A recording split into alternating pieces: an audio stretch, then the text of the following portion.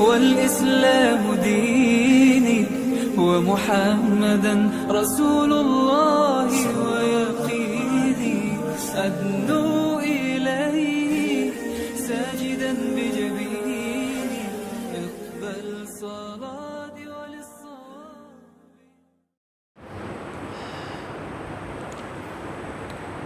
آج کی نشست میں آپ کی خدمت میں قرآن مجید کے پارہ نمبر 8 کا خلاصہ عرض کیا جائے گا۔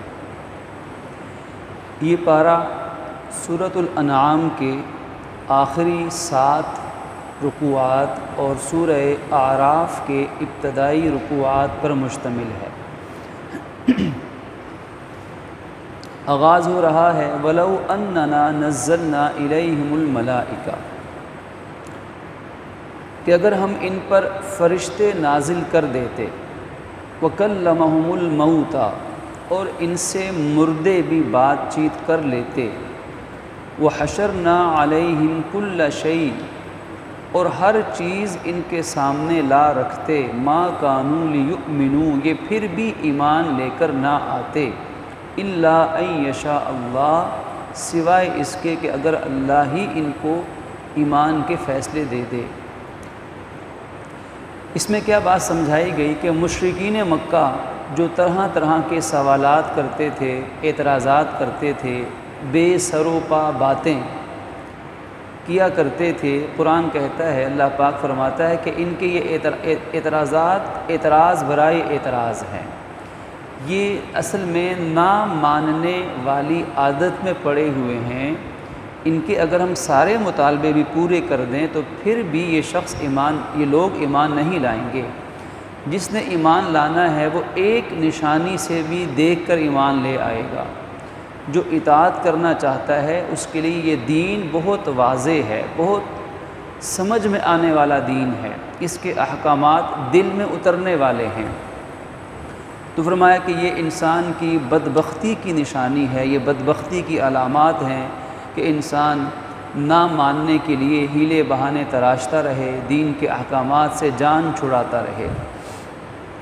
اور فرمایا کہ اگر آپ ان میں سے اکثر لوگوں کی بات ماننا شروع کر دیں، وَإِن تُطِعْ أَكْثَرَ مَنْ فِي الْأَرْضِ، اگر آپ اکثر لوگوں کی جو زمین میں رہتے ہیں ان کی بات مانیں گے تو یہ سب لوگ راستے سے ہٹے ہوئے ہیں، يُضِلُّوكَ عَن سَبِيلِ اللَّهِ، تو ان اکثر لوگوں کی بات ماننا راہ الہی سے ہٹنے کا ذریعہ بن جائے گی۔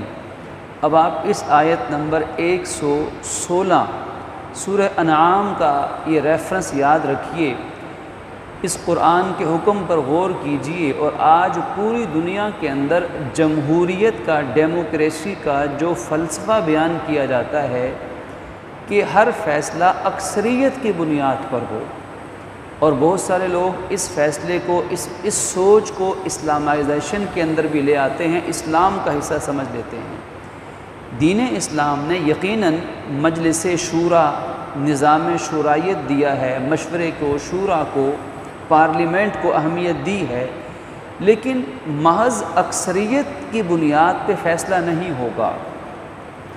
اگر مثال کے طور پر 1000 لوگ اکٹھے ہو جائیں جنہوں نے میڈیکل کی تعلیم حاصل نہیں کی ہے، جو میڈیکل کے لحاظ سے بالکل کورے کاغذ ہیں، وہ کسی بیماری کا علاج اپنے ذہن سے تجویز کر کے متفق ہو جائیں، 1000 لوگ، اور ایک طرف ایک ایسا شخص ہے جس نے میڈیکل کی باقاعدہ تعلیم حاصل کی، کوالیفائیڈ ہے، اور اس نے اپنی زندگی کے 30-40 سال اس فیلڈ میں لگائے ہیں، وہ اکیلا ہے، اس کی رائے ان سے مختلف ہے۔ اب سوال یہ ہے کہ کس کی رائے پہ فیصلہ ہوگا؟ کیا ان 1000 لوگوں کی بات مانی جائے گی یا اس ایک میڈیکل کے ماہر فرد کی بات مانی جائے گی؟ یہی مثال آپ لے لیجئے وکالت کے میدان میں، ایک طرف 1000 لوگ ہیں جنہیں کچھ نہیں پتہ کہ وکالت، لا، عدالت، قانون کیا ہے، اور ایک طرف ایک ماہر جج ہے، کس کی بات مانیں گے؟ ایک طرف لے مین ہے، 1000 آدمی ہیں جن کو نہیں پتہ کہ انجینئرنگ کیا چیز ہے اور سول انجینئرنگ کیا چیز ہے، کیسے بلڈنگز بنتی ہیں، کیسے بنیادیں بنتی ہیں، کیا کچھ کرنا ہے۔ ایک شخص کو آئی ٹی کے میدان کا کچھ نہیں پتہ، 1000 لوگ اکٹھے ہو جائیں اور ایک طرف ایک فرد ہے جو فیلڈ کا ماہر ہے، تو سارے دنیا کے عقل مند کہیں گے 1000 نہیں، ایسے 1,00,000 لوگ بھی آ جائیں تو ان کی بات نہیں مانی جائے گی، اس فیلڈ کے ماہر انسان کی بات تسلیم کی جائے گی۔ اب یہاں جمہوریت کہاں گئی؟ اگر جمہوریت صرف اس چیز کا نام ہے کہ اکثریت جس طرف ہو جائے، چاہے وہ ٹھیک ہے چاہے وہ غلط ہے، وہ بات مانی جائے، تو قرآن اس جمہوریت کو نہیں مانتا، اور اس لیے یہ بات عقل میں نہیں آتی، یہ جمہوریت عقل میں نہیں آتی۔ ہاں، وہ جمہوریت، وہ ڈیموکریسی عقل میں آتی ہے کہ جہاں اکثریت اس فیلڈ کے ماہر لوگ ہوں، انصاف پسند ہوں، عقل، علم اور تجربے کے مطابق اگر فیصلہ کریں تو ایسی جمہوریت سر آنکھوں پر ہے، وگرنہ صرف جمہوریت برائے جمہوریت، اکثر لوگوں کی بنیاد پر، میجورٹی کی بنیاد پر فیصلے کرنا، قرآن کہتا ہے یضلوا کا، یہ انسان کو صحیح راہ سے ہٹا دینے والی چیز ہے۔ آج یہی معاملہ ہے، اس کو نہ سمجھنے کی وجہ سے آج بے اعتدالی نظر آتی ہے، یا جمہوریت کو بالکل کفر قرار دے دیا جاتا ہے، یا جمہوریت کو عین اسلام قرار دے دیا جاتا ہے۔ یہ بنیادی فرق ہے اسلام کی جمہوریت میں، اسلام کی سوچ میں، اور اس سوچ میں جس کو آج مغرب نے اپنایا ہوا ہے۔ فرمایا کہ یہ اکثر جو لوگ ہیں دنیا کے، اکثر لوگ یہ محض وہم و گما کے پیچھے لگے ہوئے، ان یتبعون الا الظن، صرف یہ وہم و گما کے بندے ہیں، ان کے خیالات میں، وسوسوں میں جو بات آ جائے یہ اس کے پیچھے چل پڑتے ہیں، محض اندازے لگا رہے ہیں، خیالات کی دنیا میں مگن ہے، حقیقت کچھ اور ہے۔ حقیقت کیا ہے؟ حقیقت وہ ہے جس کو رب بیان کرتا ہے۔ اصل حقیقت، اصل قانون، اصل انصاف وہ ہے جو اللہ نے اپنے کلام میں اور نبی نے اپنے فرمان میں بیان فرما دیا۔ پھر اس کے بعد فرمایا کہ جو چیزیں اللہ کے نام کے علاوہ کسی اور کے نام پہ ذبح کی جائیں وہ حرام ہیں۔ غیر اللہ کے نام پر ذبح کرنا، چاہے وہ کسی ولی کے نام پر ہے، چاہے کسی بت کے نام پر ہے، کسی اور بندے کے نام پر ہے، اللہ کے نام کے علاوہ کسی کے بھی نام پر کوئی چیز ذبح کرنے سے وہ حلال جانور بھی حرام ہو جائے گا۔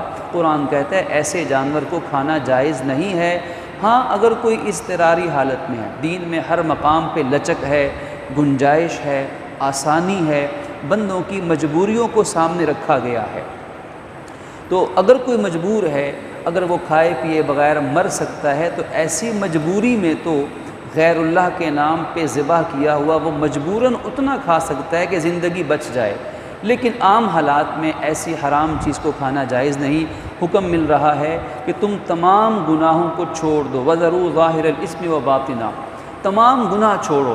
صرف انسان کیا کرتا ہے کہ وہ گناہ تو چھوڑتا ہے جو لوگوں کے سامنے ہوتے ہیں، لوگوں سے شرم کے مارے، لیکن جب اکیلے میں ہوتا ہے تو قرآن کہتا ہے جیسے تمہارا ظاہر پاک ہے، انسان ظاہر کو بڑا آراستہ کرتا ہے، ظاہر پاک ہوتا ہے، لباس بڑا اچھا ہوتا ہے، گھر باہر سے فرنٹ بڑا اچھا ہوتا ہے، لیکن قرآن کہتا ہے جیسے تم ظاہر کو صاف رکھتے ہو اور ظاہری گناہوں سے بچتے ہو، ویسے اپنے باطن کو بھی پاک کر لو، اپنی تنہائیوں کو بھی پاکیزہ بناؤ، اپنی خلوتوں کو بھی اللہ کے ذکر کے نور سے منور کرو، تمام گناہوں کو چھوڑ دو اور حلال چیزیں کھاؤ۔ پھر اس کے بعد اگلے رکوع کے اندر فرمایا کہ جو توحید کو ماننے والے ہیں اور جو توحید کا انکار کرنے والے ہیں، حق کو ماننے والے، حق کا انکار کرنے والے، یہ برابر نہیں ہو سکتے، اللہ کی بارگاہ میں برابر نہیں ہو سکتے۔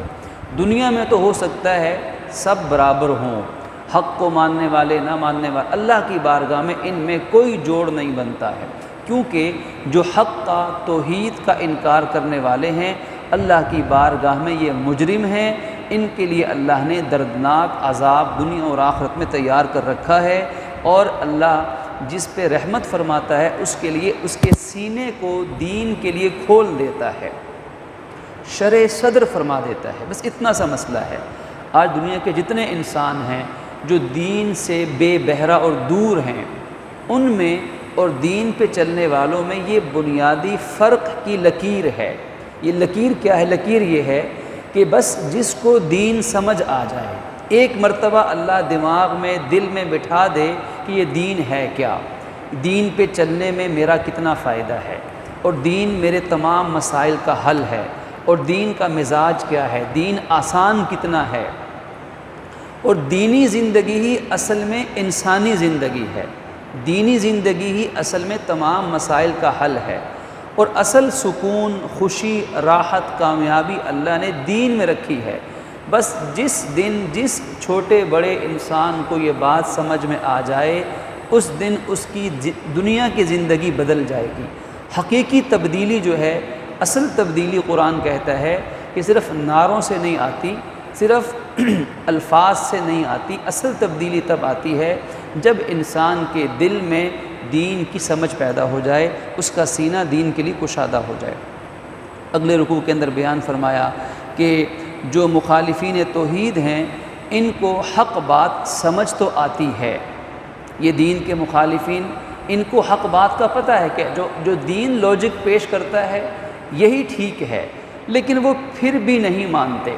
کیوں نہیں مانتے؟ اپنی دلی شقاوت کی وجہ سے، ہٹ دھرمی کی وجہ سے، دنیا کی لالچ کی وجہ سے، ضد اور عناد کی وجہ سے، عقل پہ پڑے ہوئے پردوں کی وجہ سے وہ دین کی بات کو حق اور سچ جاننے کے باوجود انکار کرتے ہیں۔ تو فرمایا کہ ایسے لوگوں کی بات جو دین کے خلاف ہے، ان کی بات نہ عقلی طور پر ٹھیک ہے اور نہ ہی دلیل اور علم کے طور پر ٹھیک ہے۔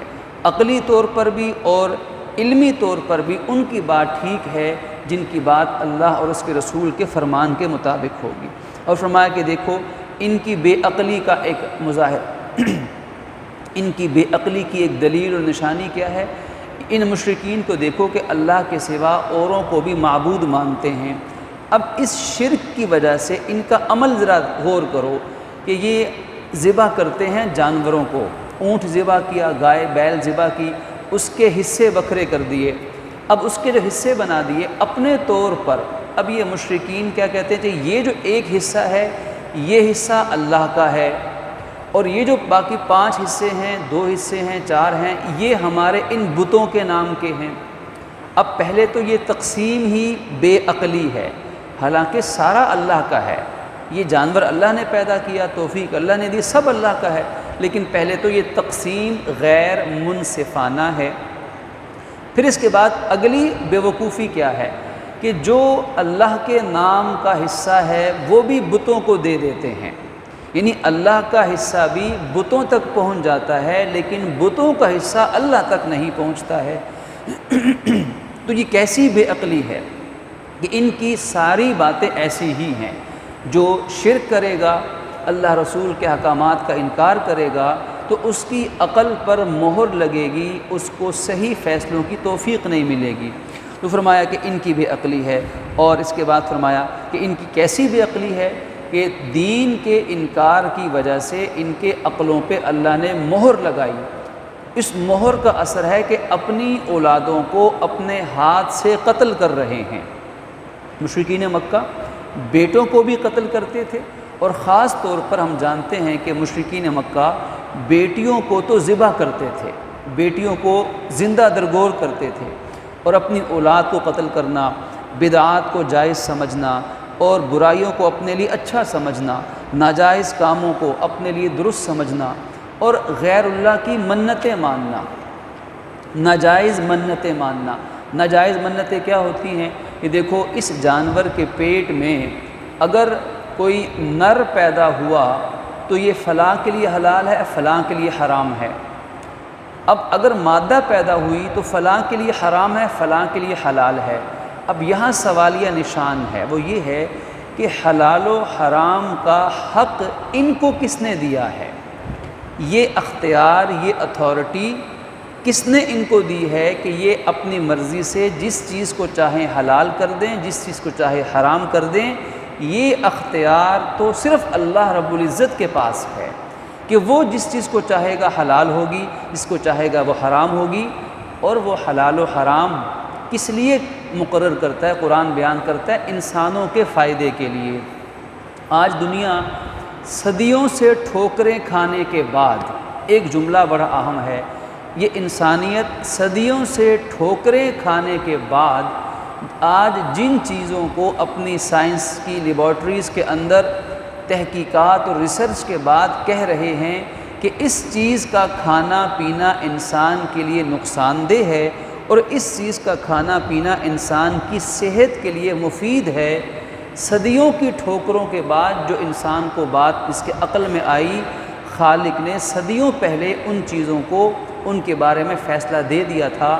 جتنی نقصان دہ چیزیں ہیں اللہ نے ان کو حرام کر دیا تھا، اور جو حلال چیزیں تھیں اللہ نے ان کو جو فائدے مند تھیں اللہ نے ان کو حلال قرار دے دیا۔ تو اب حلال اور حرام کا فیصلہ کسی انسان نے نہیں کرنا، یہ اللہ نے کر دیا ہوا قرآن کے اندر۔ قرآن کہتا ہے حلال چیزیں کیا ہیں، جتنی بکریاں ہیں، بکریاں اور بکرے نر مادہ دنیا میں ساری اقسام حلال ہیں، بھیڑ دمبے نر مادہ ان کی جتنی اقسام سب حلال ہیں، گائے بیل گائے مادہ اور نر دنیا میں جتنی قسمیں ہیں سب حلال ہیں، اونٹ نر ہو یا مادہ دنیا میں جتنے اقسام کے ہیں سب حلال ہیں۔ اب یہ 8 قسم کے جانور ہو گئے، اللہ نے یہ سارے کے سارے حلال کر دیے، اور آج کی سائنس کہتی ہے کہ اس میں انسانوں کا فائدہ ہے۔ خنزیر حرام ہے، کتا حرام ہے، بلی حرام ہے، چوہے کیڑے مکوڑے حرام ہیں، سانپ بچھو حرام ہیں، اللہ نے صدیوں پہلے حرام کیے۔ آج کی سائنس یہ کہتی ہے کہ ان سب چیزوں کے اندر انسان کے لیے موذی جراثیم ہیں، جان لیوا چیزیں ہیں۔ آج کی سائنس یہ بھی کہتی ہے کہ چمگادڑ کے کھانے سے انسان کا کیا حشر ہوتا ہے، کیا انجام ہوتا ہے۔ اللہ نے ان تمام ناپاک گندی گھٹیا چیزوں کو پہلے سے حرام قرار دے دیا۔ یہ ہے دین کا حسن اور دین کو اپنانے کا فائدہ کہ دنیا صدیاں ٹھوکریں کھانے کے بعد جس نتیجے پر پہنچتی ہے، اللہ کا قرآن پہلے لمحے ہی انسان کو وہ تعلیم دے دیتا ہے۔ اب غلطی انسان کی ہوتی ہے، ان چیزوں کو نہ مان کر انسان نقصان کرتا ہے۔ تو رکوع نمبر 4 کے اندر بھی اسی بات کو بیان کیا کہ چیزیں حلال اور حرام اللہ نے اپنے علم سے قرار دی ہیں، اور پھر اس کے بعد فرمایا کہ حلال چوپائے جانور وہ عرض کر دیے۔ اللہ رب العزت کی نعمتوں کا ذکر ہے۔ رکوع نمبر 4 کے اندر پروردگار عالم نے فرمایا دیکھو کتنی قسم کے پھل ہیں، کتنی قسم کے فروٹس ہیں، ڈرائی فروٹس ہیں، دنیا میں کتنے قسم کے میوہ جات ہیں، کتنے باغات ہیں، کتنے جانور سواریاں ہیں، یہ سب اللہ کی نعمتیں ہیں، اللہ پاک کے انعامات ہیں۔ لہٰذا تمہیں چاہیے کہ پاکیزہ چیزیں کھایا کرو اور شیطان کے راستے پہ مت چلا کرو۔ حلال چیزوں کا فائدہ انسان کے بدن کو بھی ہوتا ہے، انسان کی روح کو بھی ہوتا ہے، اور حرام چیزوں کا نقصان انسان کے بدن کو بھی ہوتا ہے اور انسان کی روح اور مزاج پہ بھی پڑتا ہے۔ پھر اس کے بعد دیگر قوانین کا ذکر ہے۔ پروردگار عالم نے اس پورے رکوع کے اندر احکامات عطا فرمائے ہیں۔ رکوع نمبر 6 کے اندر خالق نے فرمایا کہ آ جاؤ، اللہ تمہیں بتاتا ہے کہ تعالوا اتلوا ما حرم ربکم علیکم، جو حرام چیزیں رب نے کی ہیں تم پر، ان کو رب اس کی تعلیم دیتا ہے۔ اور یہ بھی کہا کہ تم اللہ نے شرک سے منع فرمایا، والدین سے حسن سلوک کرو، اور کسی اپنی اولاد کو مفلسی کے ڈر سے قتل مت کرو۔ آج یہ جو فیملی پلاننگ کا فلسفہ ہے کہ بچے 2 ہی اچھے، یہ جو آج فیملی پلاننگ کی جو اپروچ ہے، یہ جو بنیادی سوچ ہے، اگر اس سوچ کی بنیاد پر کوئی فیملی پلاننگ کرتا ہے کہ اگر اولاد پیدا ہوگی تو کھائے گی کہاں سے، تو آپ اس ریفرنس کو، اس آیت نمبر کو یاد رکھ لیجئے۔ قرآن اس فلسفے کو پاش کر رہا ہے، غلط قرار دے رہا ہے۔ قرآن کہتا ہے وَلَا تَقْتُلُوا أَوْلَادَكُمْ مِنْ إِمْلَاقٍ، اپنی اولاد کو مفلسی کے ڈر سے مت قتل کرو۔ آیت نمبر 151 ہے، 151 سورہ انعام کی آیت ہے۔ اس لیے کہ رزق کے مالک ہم نہیں ہیں، ماں باپ نہیں ہیں، حکومت نہیں ہے، بیت المال یا حکومتی خزانے نہیں ہیں۔ رزق دینے والی ذات اللہ کی ہے، وہ کہتی ہے نحن نرزقکم وإیاہم، ہم تمہیں بھی ہم کھلاتے ہیں، تمہاری اولادوں کو بھی ہم ہی کھلانے پلانے والے ہیں۔ تو رزق انسان کے ہاتھ میں نہیں ہے، رزق اللہ کے ہاتھ میں ہے۔ اللہ کے حکم سے جو ذی روح اور ذی نفس جو انسان دنیا میں آئے گا، اپنا رزق اللہ کے حکم سے تقدیر ساتھ لے کر آئے گا۔ ہاں اگر کسی کی صحت اجازت نہ دے، ماں کی صحت اجازت نہ دے، اولاد کی تعلیم و تربیت کا مسئلہ ہو اور اس قسم کے مسائل ہوں، تو پھر اولاد کے اندر جائز طریقے سے وقفہ کرنا جائز ہے۔ اتنی سی بات ہے، یہ کوئی ایسا کوئی مشکل مسئلہ نہیں، کوئی پیچیدہ بات نہیں ہے، 2 + 2 = 4 کی طرح واضح بات ہے۔ لیکن رزق کے خوف سے اولاد کو ختم کرنا، اولاد کو مارنا، ایبورشن کروانا، جتنے اس قسم کے ناجائز طریقے ہیں، یہ دین سے دوری کا نتیجہ ہیں، قرآن کو نہ سمجھنے کا انجام ہے۔ فرمایا تمہیں بھی ہم کھلاتے ہیں، تمہاری اولادوں کو بھی، اور یاد رکھو کہ کسی بے حیائی کے کام کے قریب مت جانا۔ کوئی بھی فاحش کام ہے، فحش کام ہے، چاہے وہ ظاہری ہو، چاہے وہ کھلا ہوا ہو، چھپا ہوا ہو، ہر بے حیائی سے بچو۔ اور آج جس دور سے گزر رہے ہیں، فتنوں کا دور ہے، بے حیائی کے کاموں کو وجہ جواز فراہم کی جاتی ہے۔ آج کے فلسفے جو اصل میں مغرب کے تھے اور نام نہاد دانشور مسلمانوں میں انہیں انڈیل رہے ہیں، سلو پوائزن کی طرح فلسفے یہ دیے جا رہے ہیں کہ بے پردگی تو کوئی بے حیائی نہیں ہے، اگر کوئی عورت بے پردہ بھی نکلے، نیم برہنہ بھی نکل جائے، تو اس میں کون سی بے حیائی ہے؟ اور دانشور یہاں تک کہہ دیتے ہیں کہ مغرب کی سڑکوں پہ برہنہ عورتیں پھرتی ہیں، لیکن وہ بھی کوئی بے حیائی نہیں ہے۔ حیا کی تعریف کو ہی مختلف ہی بنا دیا کہ حیا کسے کہتے ہیں، بے حیائی کسے کہتے ہیں، اس کی تو کوئی طے شدہ ڈیفینیشن یا تعریف ہی نہیں ہے۔ یہ کہہ کے ساری بے حیائی کو وجہ جواز فراہم کی جاتی ہے۔ اور مشہور نعرہ آج کل فتنہ بنا ہے کہ میرا جسم میری مرضی کے نام پر، عورتوں کے حقوق کے نام پر جس بے حیائی کو دنیا میں پھیلایا جا رہا ہے، قرآن ان تمام قسم کی بے حیائیوں سے بچنے کا حکم دے رہا ہے، اس لیے کہ یہ عقلی دھوکے ہیں، یہ شیطانی مکر و فریب کے جالے ہیں جس میں انسانوں کو الجھایا جا رہا ہے۔ جیسے ایک مکڑی ہے، ایک مکڑی جالا بنتی ہے اور مکھی اس میں آ کے پھنس جاتی ہے، یہ سارے اس قسم کے جالے ہیں جو بنے جا رہے ہیں امت مسلمہ کو ان میں پھنسانے کے لیے، قرآن سے دور کرنے کے لیے۔ تو آج کے دور میں ہم پہ لازم ہے کہ تمام فتنوں سے بچنے کے لیے قرآن کی طرف آئیں، قرآن کے احکامات پہ غور کریں۔ جب قرآن کا علم دل میں آئے گا تو انشاءاللہ سارے فتنے، سارے غلط فلسفے، ساری غلط عقل و فکر کی باتیں امت ان سے بچ سکتی ہے۔ تو فرمایا جتنی بے حیائی ہے اس سے اپنے آپ کو بچاؤ اور کسی کو ناحق قتل مت کرو، اور اللہ تمہیں اس کی وصیت کرتا ہے یتیم کے مال کے قریب ناحق مت جاؤ، ہاں اس کی حفاظت کے لیے مال کی حفاظت کرو، جب یتیم بالغ سمجھدار ہو جائے یتیم کا مال واپس کر دو، اور جب کچھ تولو یا پیمائش کرو تو انصاف کے ساتھ وزن کرو، تولتے وقت اور پیمائش کرتے وقت انصاف کرو، پورا پورا تولو۔ اور فرمایا کہ جب تم کوئی بات کرو تو انصاف کی بات کرو، چاہے قریبی رشتہ دار ہی کیوں نہ ہو، اور اللہ سے کیے ہوئے وعدے کو بھی پورا کرو۔ اب دیکھیے جتنی تعلیمات ہیں ان میں عقائد، عبادات، معاشرت، سیاست، معیشت، تجارت، سب کچھ اس کے اندر آ گیا۔ قرآن کہتا ہے وَأَنَّ هَٰذَا صِرَاطِي مُسْتَقِيمًا فَاتَّبِعُوهُ، یہ میرا عطا کردہ سیدھا راستہ ہے، لہٰذا اس پر چلتے رہو۔ ہم نماز میں دعا مانگتے ہیں یا اللہ ہمیں صراط مستقیم دے، تو قرآن کہتا ہے یہ سب باتیں صراط مستقیم ہیں، اللہ ہمیں ان کی پیروی کی توفیق عطا فرمائے۔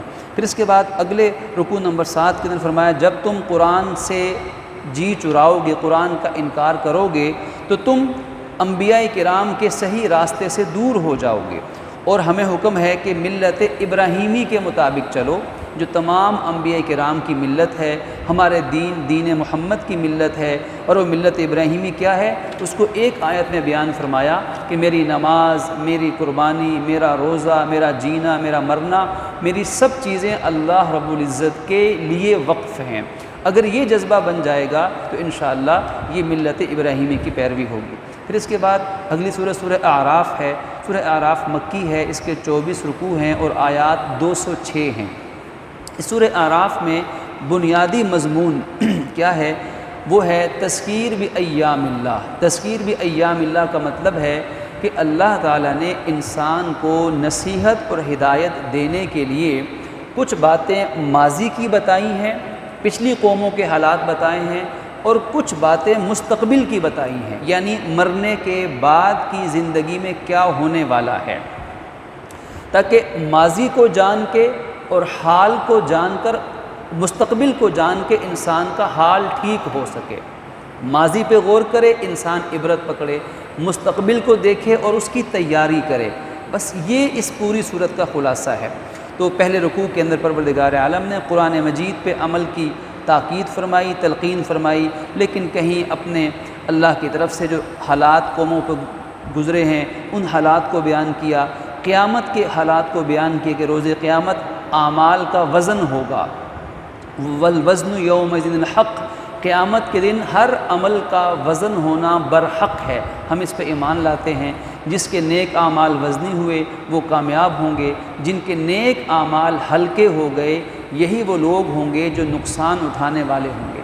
آج دیکھیے کہ یہ ماہ رمضان، یہ قرآن، یہ تراویح، آپ حضرات اتنی دیر سے تراویح ادا کرنے کے بعد مسجد میں ماشاءاللہ تشریف فرما ہیں۔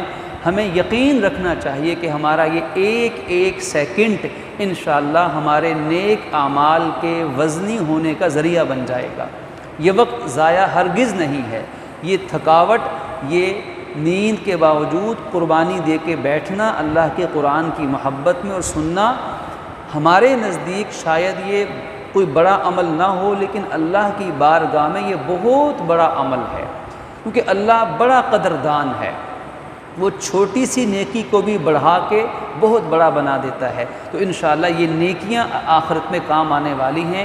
یہی تاکید ہے کہ نیک اعمال زیادہ سے زیادہ کرنے کی کوشش کرو تاکہ یہ نیکیاں وزنی ہو جائیں۔ پھر اس کے بعد اگلے رکوع کے اندر بیان فرمایا کہ دیکھو قرآن مجید پر تعلیم، قرآن پاک پہ عمل کرنے سے انسان کو صحیح راستہ ملتا ہے، اور یہ صحیح راستہ وہی ہے جو حضرت آدم علیہ السلام کا راستہ ہے۔ لہٰذا حضرت آدم علیہ السلام کا ابتدائے آفرینش کا واقعہ بیان کیا گیا کہ جب اللہ نے ان کو پیدا کیا، فرشتوں کو سجدے کا حکم دیا، شیطان نے انکار کیا، شیطان مردود ہوا، حضرت آدم محبوب ہوئے۔ حضرت آدم حوا جنت میں رہ رہے تھے، شیطان نے بہلایا پھسلایا، جھوٹے وعدے قسمیں کیے اور ان کو پھل کھلوا دیا۔ لباس جسم سے اتر گیا، جنت کے درختوں کے پتے جسم پہ لپیٹنے لگ گئے، اور اللہ پاک نے اپنی حکمت بالغہ کے تحت زمین پر اتارا، نسل انسانی چلی، اور ساتھ اللہ پاک نے فرمایا ہم تمہیں ہدایت دیتے رہیں گے، دنیا میں زندگی کیسے بسر کرنی ہے ہم بتائیں گے، اس لیے کہ زندگی اس نے دی ہے، گزارنے کا طریقہ بھی وہی دینے والا ہے۔ اور شیطان اس سب کے باوجود اپنی غلطی پہ اکڑا رہا اور آج تک لعنت کا مستحق ہے۔ آدم علیہ السلام نے رو کے اللہ سے معافی مانگ کر توبہ کی، اللہ نے توبہ قبول کر کے ان کو محبوب بنا دیا۔ یہ سارے کا سارا واقعہ اس رکوع کے اندر انسانی عبرت کے لیے بیان کیا گیا۔ اور پھر اس کے بعد فرمایا کہ اے اولاد آدم، ہم نے تم پر لباس اتارا ہے، انزلنا علیکم لباسا۔ اس میں لباس کی اہمیت ہے کہ کسی چیز کا نازل کرنا اصل میں اس چیز کے پروٹوکول کے لیے ہے۔ اللہ نے لباس یہ جنت سے نہیں اترا، ہم نے خریدا بازاروں سے پہن لیا، لیکن اس لباس کی، اس کپڑے کی اللہ کے نزدیک اتنی قدر و منزلت ہے کہ اللہ کہتا ہے یہ ہماری وہ نعمت ہے جو گویا کہ ہم نے اپنی جنت سے تمہیں عطا فرمائی ہے۔ یہ لباس ہے، یہ لباس جنت کی نعمتیں ہیں۔ آج ہم جنت کی بڑی فضیلتیں پڑھتے اور بیان کرتے ہیں، جنت میں حوریں ہوں گی، جنت میں انگور ہوں گے، جنت میں قصور ہوں گے، جنت میں محلات ہوں گے، حالانکہ ان سب سے بڑی نعمت لباس کی نعمت ہے جو اللہ ہمیں دنیا میں بھی جنت کی نعمت دے رہا ہے۔ تو لباس یہ گویا کہ جنت سے آیا ہے، یہ اللہ نے جنت سے انسان کی دنیا میں بھیجا ہے۔ اور آج تہذیب مغرب کا خلاصہ ہے بے لباسی۔ شاید تہذیب مغرب کو اس کے علاوہ اور کوئی سبق یاد نہیں ہے۔ وہ سمجھتے ہیں کہ شاید برہنہ ہونا، کم سے کم لباس پہننا، جسم پہ ٹائٹ لباس پہننا، بے پردگی، بے حیائی، ان کے نزدیک شاید یہی تہذیب ہے، یہی پڑھے لکھے ہونے کی نشانی ہے۔ اللہ کہتا ہے نہیں نہیں، یہ جہالت کی نشانی ہے، یہ بے عقلی ہے، یہ ناسمجھی ہے۔ اللہ نے لباس دیا، یہ ہے شرافت۔ پورے لباس کے اندر ملبوس مرد اور خواتین اصل میں یہ قابل عزت ہیں، اصل میں یہ احترام ہے، اصل میں یہ حسن و جمال ہے۔ تو لباس تمہیں دیا، تمہاری شرم گاہوں کی حفاظت کرتا ہے، تمہاری شرم کی حفاظت کرتا ہے، تمہارے لیے خوبصورتی کا باعث ہے۔ تو فرمایا ایک لباس تو یہ ہے، یہ بھی جنت کی نعمت ہے، لیکن آؤ ہم تمہیں بتاتے ہیں ایک لباس اس سے بھی بہتر لباس ہے، اور وہ لباس کیا ہے؟ وَلِبَاسُ التَّقْوَىٰ ذَلِكَ خَيْرٌ، وہ تقوی کا لباس ہے کہ ایک لباس بدن پہ پہنا ہوا ہے، ایک لباس دل نے پہننا ہے۔ دل کا لباس ہے تقویٰ۔ جیسے اس بدن پہ لباس نہیں ہوگا تو انسان شرم کے مارے مارا جائے گا، اگر وہ حیا والا ہوا۔ بے شرم لباس اتار بھی دے گا تو اسے کوئی فرق نہیں پڑتا، لیکن حیا والے کے لیے لباس اتر جانا اس کی موت ہے، کیونکہ یہی ابا آدم اور اماں حوا کا سبق تھا۔ ان کا لباس اترا تو وہ حیا کے مارے سکڑ گئے، اپنے جسم پہ پتے لپیٹنے لگ گئے۔ یہی آدمیت ہے۔ اور شیطانیت کیا ہے؟ لباس کو اتار کے پھینک دینا۔ تو یہ لباس جب اترے گا تو جسم غیر محفوظ ہے، اور جب دل کا لباس تقوی اتر جائے گا تو زندگی گناہ بھری ہو جائے گی۔ تو اللہ ہمیں ظاہری لباس کو بھی اس کی قدر کی توفیق دے، اور دل کے لباس تقوی کی بھی ہمیں توفیق دے۔ فرمایا کہ یہ لباس ہم نے تمہارے لیے اتارا ہے، اور اس لباس سے، ظاہری لباس سے جو محروم ہوا اس پر بھی اللہ کی لعنت برسے گی، اور جو دل کے لباس یعنی تقوی سے محروم ہوا تو فرمایا اس پر بھی اللہ کی لعنت برسے گی۔ اور فرمایا کہ اس کے بعد اگلے رکوعات کے اندر اللہ رب العزت نے جنت اور دوزخ والوں کے باہمی مکالمے کو ذکر کیا ہے۔ یہ تفصیل طلب رکوعات ہیں، لیکن خلاصہ یہ ہے کہ جنت والے جنت میں چلے گئے، جہنم والے جہنم میں چلے گئے۔ جن کے نیک اعمال وزنی ہو گئے وہ جنت میں گئے، جن کے نیک اعمال ہلکے گناہ بھاری وہ جہنم میں چلے گئے۔ اور تیسرا طبقہ، تیسری کیٹیگری وہ ہوگی جن کے نیک اور برے اعمال برابر ہو گئے، نیکیاں بھی 50% اور گناہ بھی 50%۔ اب یہ نہ جنت میں ہیں نہ جہنم میں ہیں، بلکہ جنت دوزخ کے درمیان میں ایک مقام ہے، جس مقام کا نام ہے مقام اعراف۔ اعراف جو اس صورت کا نام ہے۔ اب جن کے اعمال برابر ہیں یہ اعراف میں ہیں۔ اب ان کی آپس میں گفت و شنید ہو رہی ہے، بات چیت ہے، کیسے ہوگی اللہ جانتا ہے، لیکن اللہ نے قرآن میں بیان کر دیا، ہم ایمان لے آئے۔ جہنم والے جنت والوں سے کہیں گے کہ بتاؤ جو وعدہ اللہ نے ہمارے ساتھ کیا تھا وہ تو پورا ہو گیا۔ اللہ کا وعدہ تھا کہ کفر، شرک، حرام کھاؤ گے، ماں باپ کی نافرمانی کرو گے، جھوٹ بولو گے، دین کا انکار کرو گے، نبی کی توہین کرو گے، یہ سارے برے کام کرو گے تو میں جہنم میں پھینکوں گا۔ یہ اللہ نے وعدہ ہم سے کیا، اللہ نے وعدہ پورا کر دیا، آج جہنم میں جل رہے ہیں۔ اچھا تم بتاؤ کیا تمہارے ساتھ بھی جو اللہ نے وعدہ کیا تھا وہ پورا ہوا ہے؟ جنت والے کہیں گے ہاں ہاں، ہمارے رب نے جو ہمارے ساتھ وعدے کیے تھے وہ بھی پورے ہو گئے ہیں۔ وہ وعدے کیا تھے؟ سچ بولو گے، دین کو مانو گے، توحید کو مانو گے، حلال کماؤ گے، وعدہ پورا کرو گے، زکوٰۃ دو گے، غریب کی مدد کرو گے، اچھے کام کرو گے، برے کاموں سے بچو گے تو جنت دوں گا۔ اللہ نے جنت دے کے وعدہ پورا کر دیا۔ اب یہ جہنم والے معاذ اللہ یہ آگ میں ہوں گے، شعلوں میں ہوں گے، ان کو پینے کے لیے جہنمیوں کی معاذ اللہ ثم معاذ اللہ خون اور سڑی ہوئی پیپ دی جائے گی، کھولتا ہوا گرم ترین جہنم کا پانی دیا جائے گا، تیل کے دھار گرم ان کو پلائی جائے گی، اور جب یہ اس کو پئیں گے تو پورا جسم جل کے راکھ ہوگا، مریں گے نہیں کیونکہ موت کو موت آ گئی ہے۔ اب یہ جہنم والے تڑپیں گے معاذ اللہ، اللہ ہم سب کو پوری امت کو محفوظ فرمائیں۔ جہنم والے کہیں گے جنت والوں اللہ نے تمہیں جنت کی اتنی نعمتیں دی ہیں، اگر تم ذرا سی مہربانی کر دو کہ ہم پر جنت کے پانی کا ایک گھونٹ ہم پہ نچھاور کر دو، ہمیں پینے کے لیے ایک گھونٹ ہی دے دو، اتنی نعمتیں تمہارے پاس ہیں۔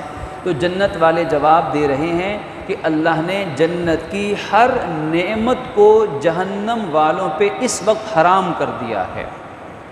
اور کیوں حرام کیا؟ کیونکہ جو دنیا میں اللہ کی حرام چیزوں کو حلال سمجھتا تھا، اب اس کے لیے جنت کی حلال چیزیں حرام ہو گئی ہیں، اور جو دنیا میں اللہ کی حرام کردہ چیزوں اور باتوں کو حرام سمجھتا تھا، اللہ نے آخرت میں اس پر جہنم کے عذاب کو حرام کر دیا ہے۔ اب یہ تیری جدا پسند، میری جدا پسند، تجھے خودی پسند، مجھے خدا پسند، اب یہ انسان کی اپنی چوائس ہے، انسان کا اپنا انتخاب ہے۔ وہ وَهَدَيْنَاهُ النَّجْدَيْنِ، دونوں راستے اللہ نے دکھا دیے، یہ جنت کا، یہ جہنم کا۔ اب کون سا اپنانا ہے یہ اختیار انسان کو دے دیا۔ تو جو اللہ کے حکموں پہ چلے گا اس کے لیے جہنم حرام ہے، جو حکموں کو چھوڑے گا تو اس کے لیے جنت حرام ہے۔ یہ تو مکالمہ قرآن نے بیان کیا دوزخ جہنم والوں کا، ایک مکالمہ ہے اعراف والوں کا جو بیچ میں ہوں گے۔ ان کے بارے میں قرآن اور حدیث میں آتا ہے کہ یہ وہ لوگ ہوں گے کہ جو ایمان والے تو ہوں گے مسلمان، لیکن ان کے نیک اور برے اعمال برابر ہو گئے۔ یہ وہ لوگ ہوں گے جو جہنمیوں کی طرح برے کام بھی نہیں کرتے تھے اور جنتیوں کی طرح اچھے کام بھی نہیں کرتے تھے۔ شاید یہ وہ لوگ ہوں گے کہ جو اپنے آپ کو زیادہ دیندار بنانا پسند نہیں کرتے ہوں گے، جو کہتے ہوں گے بس سہولت پسندی ہی ٹھیک ہے، دین نے جو جہاں جہاں رخصت دی ہے بس رخصت پہ عمل کرتے رہو اور دین کے احکامات اتنے پورے کرو کہ فرض واجب پورے ہو جائیں۔ تو یہ روش بھی ٹھیک نہیں ہے، کیونکہ ہمارا مسئلہ صرف یہ نہیں ہے کہ جنت میں نہ جائیں، جہنم سے بچ جائیں، اعراف میں رہیں۔ مسئلہ یہ ہے کہ نیک اعمال زیادہ ہونے چاہیے، برابر نہیں ہونے چاہیے، نیکی زیادہ ہونی چاہیے، یہ ہمارا مسئلہ ہے۔ تو یہ اعراف والے جنت دوزخ کے درمیان میں ہوں گے، یہ جہنم والوں کو دیکھیں گے تو اللہ کا شکر ادا کریں گے، یا اللہ تیرا شکر ہے کہ ہم جہنم سے بچ گئے ہیں۔ اور جنت والوں کو دیکھیں گے تو زار و قطار روئیں گے کہ کاش تھوڑی سی نیکی اور کر لیتے تو 51% ہمارے نمبر آ جاتے، ابھی 50% ہیں تو 1% بڑھ جاتے، نہ ایک نیکی بھی اور کرتے تو ہم آج جنت کے مزے لوٹ رہے ہوتے۔ تو پتہ چلا کہ ایک ایک نیکی بڑی قیمتی ہے، ایک نیکی کی وجہ سے انسان جنت سے نکل کے اعراف میں آ سکتا ہے، ایک نیکی کم ہوئی تو اعراف سے نکل کے جہنم میں بھی آ سکتا ہے۔ سارا معاملہ یہی ہے کہ جس کے نیک اعمال وزنی ہو گئے وہ جنت میں ہے، جس کے نیک بد برابر ہو گئے وہ اعراف میں ہے۔ اگر ایک نیکی بھی کم ہوتی ہے یعنی 51% اس کے گناہ ہو گئے، 49% نیکیاں ہو گئیں وزن کے اعتبار سے، تو معاذ اللہ جہنم کا فیصلہ بھی ہو سکتا ہے۔ تو یہی اس پورے سورہ اعراف کا خلاصہ ہے کہ اللہ نے ماضی کے حالات بیان کیے، قوم سمود کے، قوم صالح کے حالات بیان کیے، اور مستقبل کے حالات بیان کر کے اب فیصلہ انسان کو دے دیا کہ تم نے قرآن سن بھی لیا اور قرآن سمجھ بھی لیا، اب وقت ہے فیصلے کا، وقت ہے عمل کا، وقت ہے قرآن کو اپنانے کا۔ تو اللہ پاک ہمیں سننے سمجھنے کے بعد قرآن کے مطابق عمل پیرا ہونے کی بھی توفیق عطا فرمائے۔ وآخر دعوانا ان الحمد للہ رب العالمین۔